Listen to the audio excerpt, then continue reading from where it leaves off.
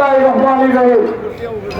Barrister সুমনকে হত্যার হুমকির প্রতিবাদে আজকের এই প্রতিবাদ সমাবেশে উপস্থিত নেতৃবৃন্দ এবং আমার সামনে উপস্থিত চুরাঙ্গাদের জনতার কান্ত একটি কথা বলেই শেষ করতে চাই, নানান মানুষ নানান দল, ব্যারিস্টার সুমনের পক্ষে আমরা চুরারঘাটবাসী একদল।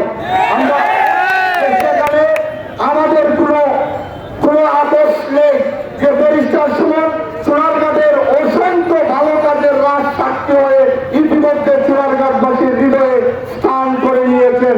তাই আমি আমার কথা লম্বা করবো না, আমি মহান রাব্বুল আলামিনের কাছে দোয়া করি, মহান রাব্বুল আলামিন যেন ব্যারিস্টার সুমনকে নেক হায়াত, সুস্থতার সহিত নেক হায়াত দান করেন এবং প্রশাসনের প্রতি আমি আহ্বান জানাবো, আপনারা বিভিন্ন সংস্থার মধ্যে দিয়ে যে সেই হুমকিদাতাকে আপনারা বার করে জনসমক্ষে এনে বিচারের আওতায় আনবেন, এই আশা এবং প্রত্যয় ব্যক্ত করে আমি আমার কথা এখানে শেষ করছি।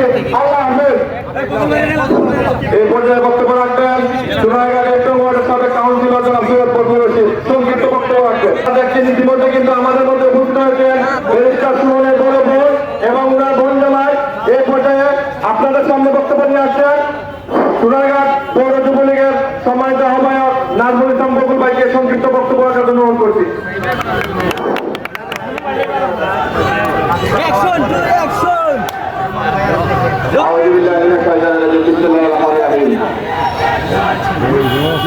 আজকে ব্যারিস্টার সুমন ভাইয়ের উপরে পরিকল্পিত হামলা এবং পরিকল্পনা মাফিক হত্যা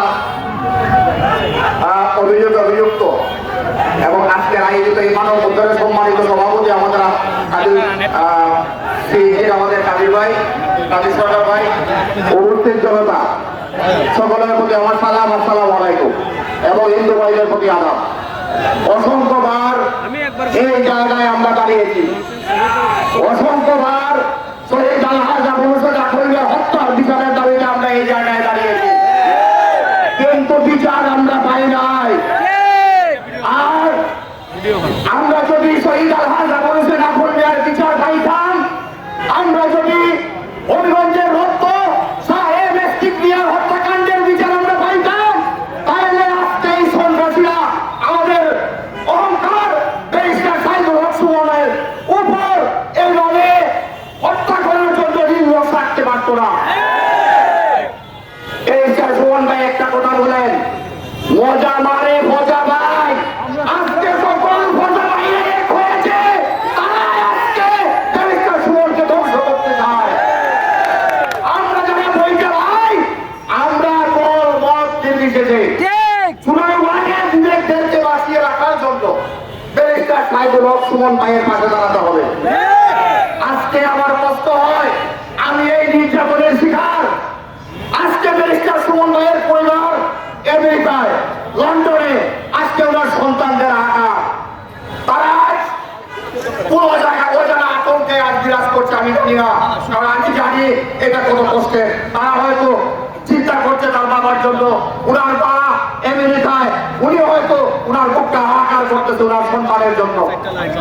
আমি একটা কথা বলতে চাই চুরারঘাটবাসীর কাছে, আপনারা আমরা এখানে আওয়ামী লীগ বুঝি না, বিএনপি বুঝি না, জাতীয় পার্টি বুঝি না, জামাত বুঝি না, সকল মানুষ একত্রিত হয়ে একটা কথা বলতে চাই। আমি ওনার ব্যারিস্টার সাইদুল হক সুমন ভাইয়ের সন্তানদের বলতে চাই, আমরা একত্রিত হয়ে ওনাদেরকে বলে দিতে চাই, আমরা তোমার বাবার পাশে আছি। তোমার বাবা আমাদের রক্ত থাকতে তোমার বাবার দিচ্ছ, আমরা উনার মাকে সান্ত্বনা দিতে চাই, উনার মাকে আমরা এই জনসমাজবাসী বলে দিতে চাই, আপনি মা, আপনি চিন্তা করবেন না, আপনার সন্তান আমাদের কাছে নিরাপদ থাকবে ইনশাআল্লাহ। আমরা আপনার সন্তানের পাশে আছি।